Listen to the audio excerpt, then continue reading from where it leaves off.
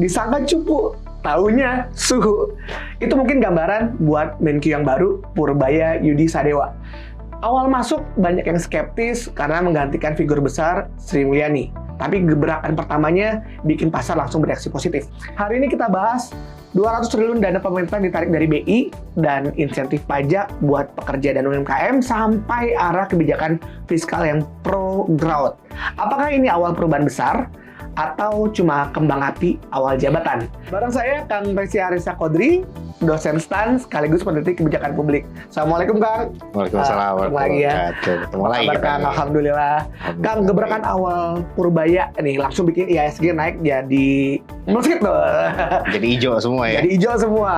Terutama saham-saham bank BUMN gitu ya. Apa sih yang kira-kira bikin pasar begitu optimis Kang? Oke, nah jadi Pak Menteri yang baru ini kebetulan nih ya Pak Purbaya ini tadi saya habis ikutan town hall meeting. Oh, ikutan meeting sama Pak Purbaya langsung. Tapi via online Pak. Oh iya, via online siap. Oke. Via online Pak. Dan kebetulan tadi memang sempat dibahas juga karena ini town hall pertama bareng Pak Purbaya gitu. Jadi dia kenalan dulu tuh latar belakang dia dari Teknik Elektro ITB dan satu alma mater sih sama saya ya. Jadi dulu gitu dari Teknik Elektro ITB kemudian juga akhirnya dia menjadi ekonom dan gebrakan yang cukup positif itu kemarin memang dia melakukan pemindahan dana ya dari rekening 200 triliun ya. 200 triliun. Wow. Jadi dari rekening Bank Indonesia dipindahkan ke rekening Bank Himbara ya.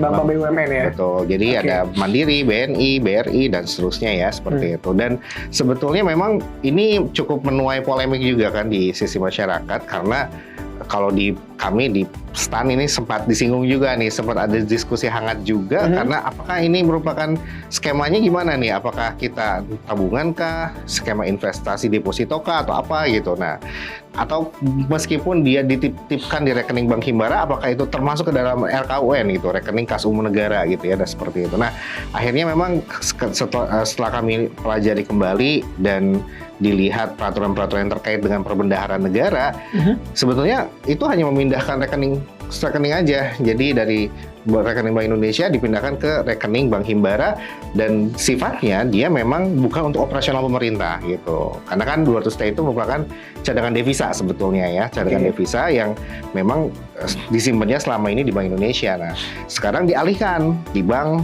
Himbara. Nah, tapi bisa dipakai sama masyarakat gitu kan? Maksudnya bisa diakses maksudnya. Nah, bedanya seperti itu. Jadi kalau misalkan disimpan di Bank Indonesia, tetap ada bunga ya, cost of fund yang harus dibayar oleh Bank Indonesia ya, sehingga nanti kan dia akan memberikan return kepada pemerintah. Nah, tetapi kalau untuk di Bank Himbara, tentunya returnnya lebih besar, lebih besar buat pemerintah. Bagi pemerintah gitu, karena kan untuk 200T itu disimpan aja itu kan perlu biaya administrasi Pak, gitu kan. Nah, sehingga gimana caranya agar Bank Himbara itu sendiri tidak rugi lah dalam hal ini ya.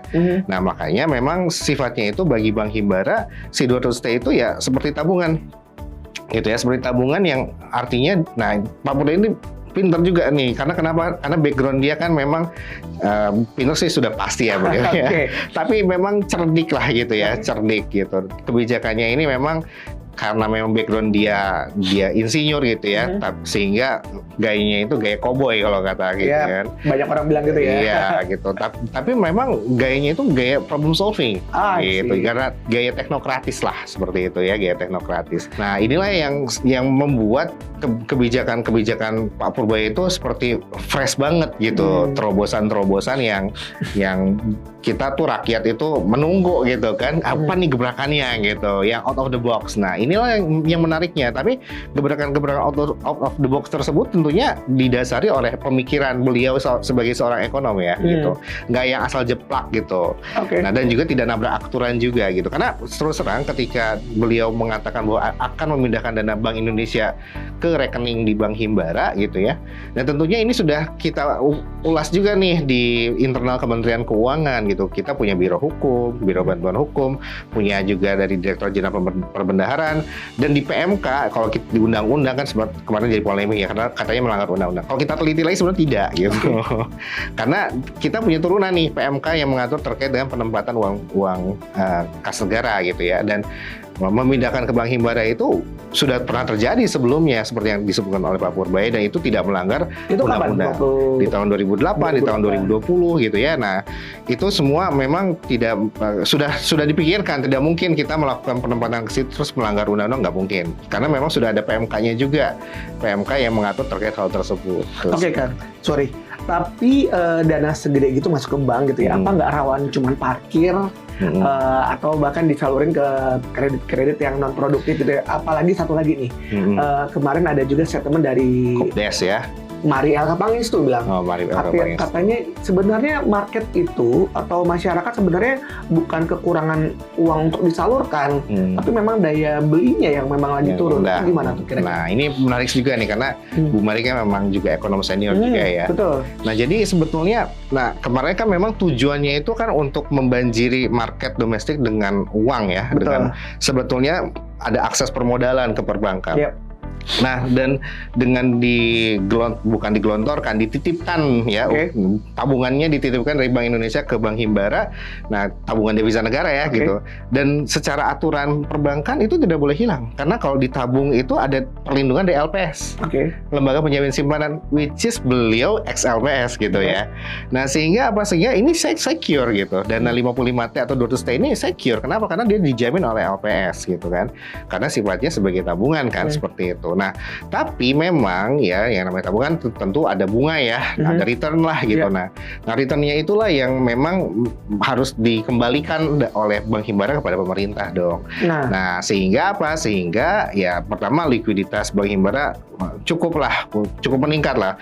Meskipun 55T kalau ke Bank Mandiri itu kecil sih terus terang ya. Bank Mandiri dapat 55T ya? Iya, 55T itu ya so-so lah buat Bank Mandiri gitu. Kemudian di Bank BRI juga 55T itu sebulan pencairan kredit seluruh Indonesia BRI itu bisa mencairkan sekitar 45T sebulan gitu. Jadi ya itu ya nggak terlalu gede juga sih gitu kalau bagi BRI atau bagi Bank Mandiri ya seperti itu. Nah, yang menariknya adalah ketika misalkan tujuan ya tentunya ketika ditabung bank nggak mungkin didiemin ya, dia harus diputar tuh, loan to deposit ratio-nya harus diatur kan, artinya harus diputar tuh uangnya gitu, harus di dalam bentuk kredit tentunya ya.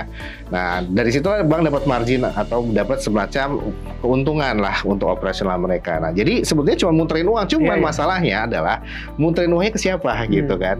Nah, kemarin itu memang dari Pak Pur sendiri target market untuk yang untuk 200T ini adalah seiring dengan program Pak Prabowo yang koperasi ke desa Merah Putih ya. Koperasi. Iya, di mana kalau misalkan saya mau minjam ke Bank Himbara gitu ya.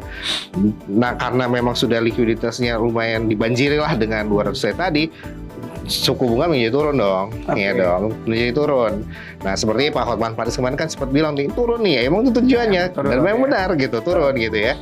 Sesuai dengan teori ekonomi. Nah, sehingga apa? Sehingga ketika orang minjam suku bunga turun, orang jadi makin banyak untuk datang ke bank untuk minjam loh. Nah, seperti itu. Nah, cuman masalahnya, nah ini dua sisi gitu ya. Kemarin memang saya juga diskusi dengan salah satu pimpinan cabang lah dari Bank Himbara gitu, karena di sini saya juga kemarin habis dari lapangan lah mendampingi para mahasiswa STAN untuk kuliah kerja mahasiswa di Kopdes Merah Putih ya. Koperasi yang memang ini sejalan dengan Pak Presiden bilang. Betul. Nah, jadi ketika kita lihat realitanya, jadi kita punya tiga sisi sih, dari Pinca Bank Himbara, kemudian dari si Kopdesnya, kemudian dari makronya kan dari atas sudah disiapkan gitu ya. Nah, ketika kita cek ke lapangan, nah ini yang menjadi polemik gitu, karena memang kalau dari Bank Himbara sendiri melihat gitu, kalau saya mau ngasih kredit, jangan sampai kredit saya macet gitu kan. Betul. Nah, maka problem lagi buat banknya gitu ya. Maka harus dilihat nih, bisnis yang sedang digarap itu apa, dan apakah bisnis itu bisa profitable atau tidak, bisa menutup semua pinjaman tadi atau tidak. Nah, inilah kunci. Jadi mitigasi resikonya sebetulnya ada di perbankan. Cuman let's say ini macet gitu ya. Tapi selama ini kan non performing loan di Bank Himbara, NPL itu kan juga memang ada batasannya ya. Kalau tidak salah ya, sekitar kalau tidak salah antara batasannya ada di aturan BI dan POJK. Kemudian juga kalau kemarin hasil saya ngintip gitu ya, neracanya perbankan itu di rata-rata Bank Himbara sekitar ya mungkin 3-5%-an lah gitu ya. let's say 3% gitu NPL-nya. Nah, ini 3% dari mana gitu kan? 3% dari mana gitu kan? Secara nominal mungkin kecil, tapi dari apanya? Iya. Dari 100 T ya gede berarti. Iya, makanya 3T sendiri itu duitnya. 3T sendiri macet gitu kan. Nah inilah yang sebetulnya dijamin oleh LPS kalau dia dalam dia skema akadnya itu pinjaman gitu ya. Jadi tabungan. Jadi negara nabung, kemudian si bank ngasih dari tabungan tadi dipakai untuk menyalurkan kredit. Nah, kredit yang sudah disalurkan ini dijamin oleh LPS. Ketika itu hilang ya, yang dana itu dari tabungan, maka nanti LPS akan turun untuk mengisi rekening yang tadi hilang tadi. Nah, konsepnya seperti itu. That's why Pak Pur optimis karena memang dia orang LPS tadinya ya. Orang LPS gitu. Jadi nah, cuman memang ketika dilihat di lapangan memang ini menjadi polemik gitu. Kenapa? Karena kemarin memang kita cek gitu, memang ini belum banyak kopdes ya gitu. Cuman dari yang kita cek itu sendiri mereka kaget gitu di bawah itu. Ya ini faktanya. Jadi kopdes sendiri di bawah itu kaget ini dengan kebijakan ini yang tiba-tiba datang dan akhirnya mereka nggak siap gitu. Belum siap. Belum siap. Dipaksa untuk siap. Nah, makanya Stan kemarin datang tuh untuk membantu. Mereka senang banget. Kenapa? Karena mereka dari nowhere nggak tahu lah harus pergi kemana kalau dia tempat bertanya gitu ya ketika datang dari Stan, dan kebetulan kan memang satu bidang kan keuangan gitu ya. Ya mereka akhirnya jadi wah alhamdulillah banget nih bisa dibantu gitu. Nah akhirnya kita kemarin survei market mengembangkan bisnis plan dari Kopdes gitu. Nah ini sebetulnya akhirnya kita bikin bisnis plan tuh dari tugas KKM tadi, dan ketika kita presentasi ke kelurahan, ke pengurusnya, dan kita langsung turun ke lapangan gitu. Kita misalkan mau sembako, nah ini masih usaha yang mikro banget gitu. Kita mau jualan sembako, nah sembako ini kalau Kopdes jualan sembako, duitnya dari mana gitu kan untuk modalnya. Nah tentunya dia akan akses ke perbankan. Nah, dan sudah ada PMK-nya, dia 3 miliar setiap Kopdes itu boleh pinjam. Satu koperasi 3 miliar. Iya, si pagunya lah gitu ya. Nah, sehingga di mana 500 juta untuk belanja modal, sisanya itu untuk belanja untuk ya operasional untuk pengembangan usahanya gitu ya, seperti itu. Nah, artinya apa? Kesiapan dari si orang-orang di bawah ini yang sebetulnya menjadi sorotan kunci penting untuk menyukseskan program Pak Purbaya ini gitu. Nah sehingga kalau misalkan, nah ini memang dipaksa nih kita untuk bergerak gitu ya, dan memang harus kayak gitu untuk kondisi sekarang ini. Kopdes ya, mereka orang-orang juga kaget gitu. Ih kan saya tiba-tiba dari anggota pengurus gitu kan. Ya udah akhirnya dipaksa mereka untuk memikirkan bisnis yang harus dijalankan oleh koperasi. Mulai dari sembako, mulai dari penyaluran asisten rumah tangga gitu, yang kecil-kecil gitu. Karena emang sesuai dengan bidang usaha mereka gitu ya. Belum bisa yang besar. Bahkan kerjasama juga sedang dilakukan kayak dalam Pertamina Pataniaga yang kemarin produksi katanya gitu ya. Nah itu juga untuk LPG penyaluran. Nah itu penyaluran gas melon. Iya, gas melon gitu. Jadi kalau tidak salah kan harus dia punya gudangnya dulu lah gitu. Harus 300 tabung setiap bulan kalau tidak salah. Nah, belum lagi dia, jadi aksesnya itu bagus sih. Jadi Kopdes mau bikin usaha, BUMN itu udah menyiapkan skema juga gitu. Bukannya bank ya. Misalkan pengen usaha gas melon, Patraniaga udah nyiapin skema. Kemudian pengen usaha apotek, toko obat, Kimia Farma udah nyiapin skema gitu. Nah, artinya kalau ekosistem ini betul-betul digarap dengan serius dan didampingi oleh para akademisi, saya kira dari bawah pun kita bisa ini memastikan bahwa program ini bisa berjalan, dari atas dana juga pasti balik gitu. Nah, tapi memang harus ini menarik sih, ya, Pak, karena memang ini kan program utamanya Pak Presiden juga ya. Betul. Dalam hal Koperasi Merah Putih tadi kan, dan ini harus dikawal dengan benar, asal jangan sampai jadi kemana-mana gitu ya. Nah, jangan sampai macet gitu. Benar. Nah, sama ada satu lagi, mau tahu nggak? Kepanjangan nggak sih? Kepanjangan ya. Nanti aja. Ya udah, di skip. Oke, skip dulu. Oke. Nah, kalau Bu Sri Mulyani kan memang dikenal sebagai disiplin fiskal ya, Kang Pres ya. Pak Purbaya ini dianggap so far pro growth gitu. Bedanya di mana nih kira-kira? Nah, ini menarik nih. Jadi saya mengikuti Bu Sri Mulyani itu dari mulai kita pertama kali masuk ke Kementerian Keuangan, Pak Binsa. Tahun berapa ya saya udah lupa tuh. Udah lama di luar. Iya, kalau di luar ya. Kita kan dulu tahun 2005 lah. 2005, oke. Jadi ini udah 20 tahun ya gitu. Mantan. dari mulai Bu Ani itu dia menggantikan sebelumnya itu dari mana ya saya lupa. Jadi pas Pak Yusuf Anwar kalau nggak salah dia setahun deh. Iya. Dan Bu Sri Mulyani masuk. Pak Yusuf Anwar tuh yang wisuda kita ya? Iya, Pak. Oh iya, wisuda stan ya dulu ya. Ingat juga ya, Pak ya? Iya.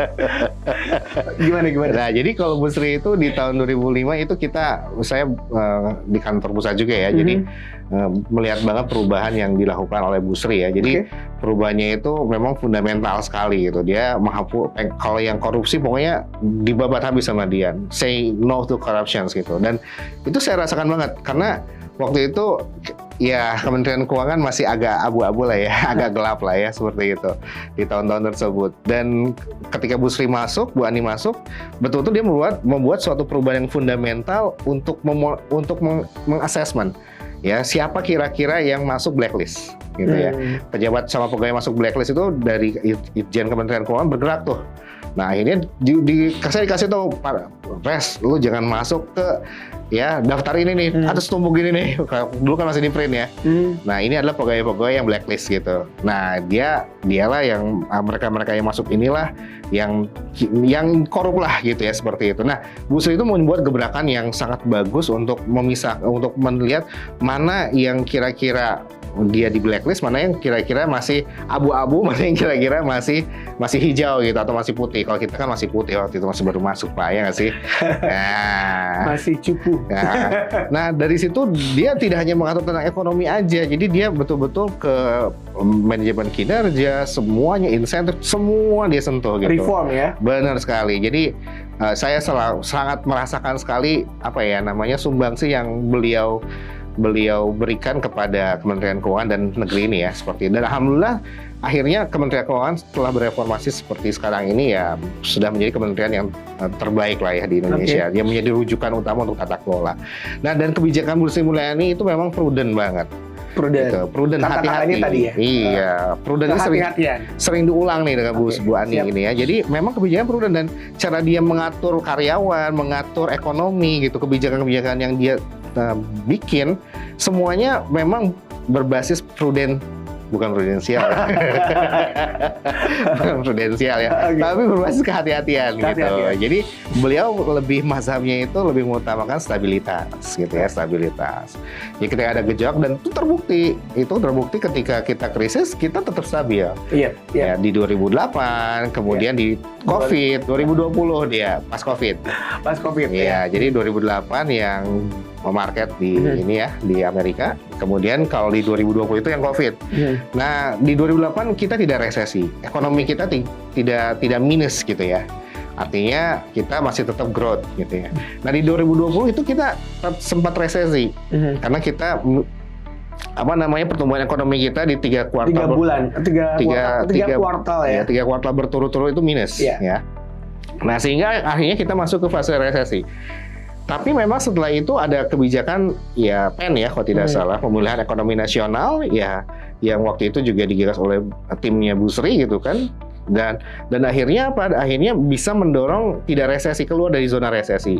Tapi memang tumbuh tapi kecil sih gitu ya seperti itu. Nah, memang sikapnya itu yang penuh prudent tadi gitu, prudent tadi. Jadi ketika mau menaikkan gaji lihat dulu nih aman atau enggak gitu kan. Ketika mau menaikkan pajak juga lihat dulu nih aman atau enggak gitu kan. Nah, jadi seperti itu. Nah, sedangkan Pak Pur ini lebih kalah growth mindset gitu ya. Karena memang guru beliau kalau tidak salah, saya lupa ya, kalau tidak salah pernah dia undang juga ke Indonesia. Kalau tidak salah Richard Thaler, kalau tidak salah dia salah satu ekonom yang bermazhab growth mindset gitu. Nah, sehingga kebijakan yang dia lakukan itu sifatnya ekspansif gitu. Dan selaras juga dengan background dia yang teknik elektro tadi ya, yang teknokrat tadi ya. Nah, sehingga kebijakan-kebijakan dia itu yang betul-betul menyentuh rakyat ini ya, semuanya tuh dia sentuh dan terbukti sih. Jadi kalau tadi pas ikutan town hall meeting bareng Pak Pur gitu, wah luar biasa gitu ya. Jadi beda gaya, lebih cowboy. Jadi ekspansi gitu. Iya, lebih cowboy juga pendekatannya gitu. Jadi pendekatannya memang lebih ke arah yang mengutamakan pertumbuhan lah gitu. Pertumbuhan ekonomi, pertumbuhan ekonomi sih gitu ya. Tapi dari sisi mikro ya, dari sisi mikro. Jadi dia pengen ya banyak banget yang diinginkan, banyak banget. Ya termasuk yang 200T tadi kan dia lebih ke arah ingin menghidupkan sektor mikro.